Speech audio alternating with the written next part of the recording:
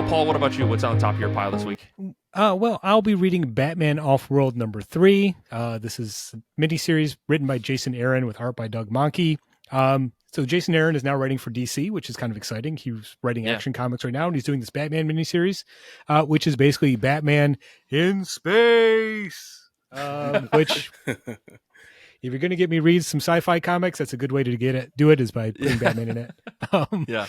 It's pretty over the top ridiculous, but again, it's Jason Aaron and Doug Mahnke, who are both kind of have a little grit to them. So it's like kind of grounded and tough, even though it is basically about Batman venturing out into the far reaches of space and fighting off aliens because he's training. You see, the first issue, we were introduced to this idea that there's someone hired an alien, a mobster in Gotham basically hired an alien bodyguard, and Batman's like, I don't know how to beat an alien, so you better go figure out how and train myself to fight aliens. So he goes out in space. Of course.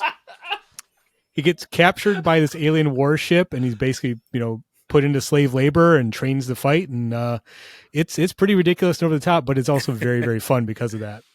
And actually, what I like about it is early on that Jason Aaron makes sure to point out this happens very early in Batman's career. This is like Batman right after year one. So this isn't the sort of master strategist, the Batman that we're used to right now. It's him learning on the job, basically. So it's pretty fun because of that. And, this whole series is about him venturing out in space. He's getting captured on purpose to train and fight. The second issue, he basically leads a slave or prisoner revolt on this alien warship that he's been imprisoned on.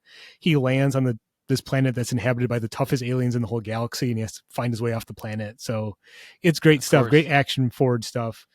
And again, Doug Mahnke, his artwork is kind of gritty and like tough looking, and it's a lot of detail. He draws these aliens that just look so gruesome and like dangerous and violent. It's great stuff. I believe it. Nice.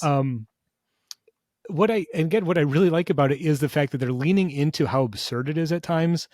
There's definitely a moment in the second issue where Batman is being like held back by a bunch of like alien bodyguards, and he's thinking to himself like, this isn't really that different than fighting off a bunch of coked out clowns like I do in Gotham. It's like as tough as the vacuum of space is, like Gotham, the streets of Gotham are even tougher. So it's pretty great.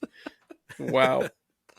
Oh man, well, you've sold me. I mean, Doug Mahnke drawing aliens is just one immediate yes. But to hear that it's a little ridiculous, I kind of dig that. There's a lot of just like, again, Batman just walking around this spaceship, and because he's working tough, like feeding the engines of the spaceship or whatever, he takes his shirt off, but he's still got the cowl on. So you get a lot of shirtless Batman, which is one of my favorite tropes. So yeah, it's great stuff.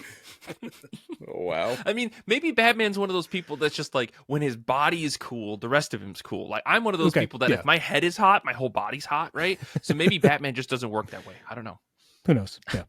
All right. Well, with that beautiful image in my head, let's take a quick break.